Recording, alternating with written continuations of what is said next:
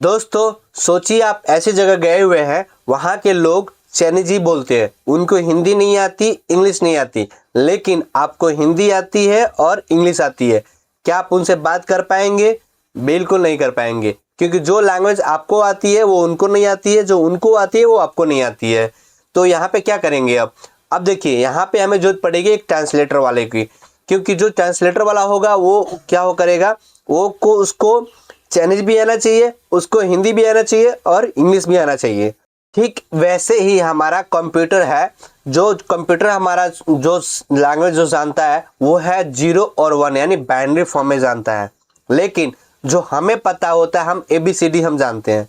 अब इसके बीच में वो कौन सा चीज़ है जो ट्रांसलेटर वाला काम करती है। नमस्ते दोस्तों, ऑपरेटिंग सिस्टम मास्टर सीरीज के लेक्चर नंबर 2 में आपका स्वागत है। और इस लेक्चर में हम जानेंगे व्हाट इज ऑपरेटिंग सिस्टम, यानी ऑपरेटिंग सिस्टम क्या होता है और कैसे काम करता है। तो चलिए हम जानते हैं, स्क्रीन पे देखते हैं।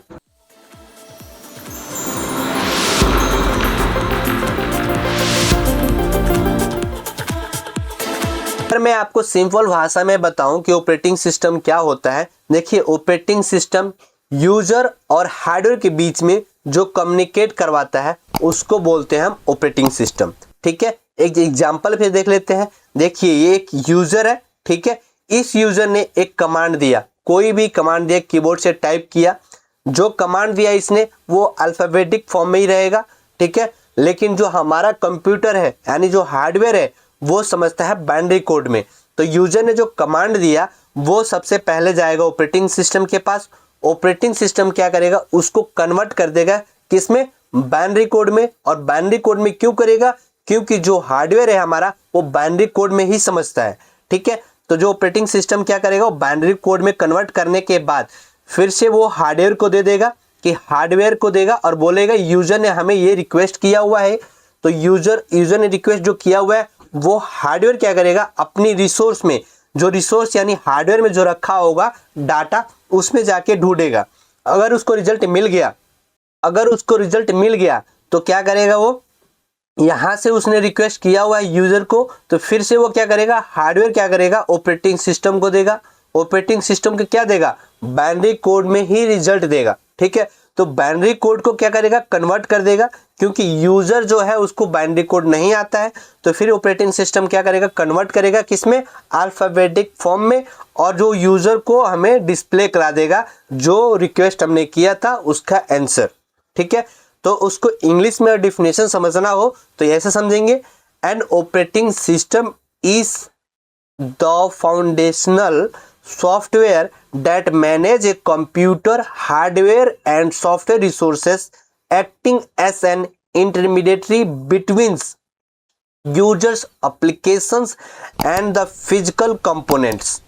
यानी जो ऑपरेटिंग सिस्टम है वो हमारा मैनेज करता है इसको हार्डवेयर को और हमारे यूजर को। ठीक है, और जो एक्टिंग जो बैकएंड पे जो काम करता है वो किसके साथ करता है, यूजर और एप्लीकेशन और फिजिकल जो कंपोनेंट है उसके साथ। ठीक है, तो आप समझ गए होंगे कि ऑपरेटिंग सिस्टम किसे कहते हैं।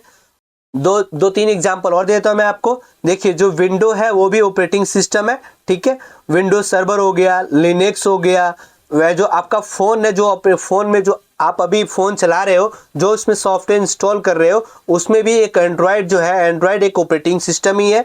और जो iOS यानी आपका फ़ोन जो है, एप्पल का फ़ोन है, एंड्रॉयड का फ़ोन है, वो भी ऑपरेटिंग सिस्टम ही है। जो आप सिस्टम चला रहे हो, जो अभी आप इस पर लैपटॉप पे अपने विंडो स्क्रीन देख रहे हो, ये भी ऑपरेटिंग सिस्टम ही है। अभी आप समझ ही गए होंगे कि ऑपरेटिंग सिस्टम किसे कहते हैं।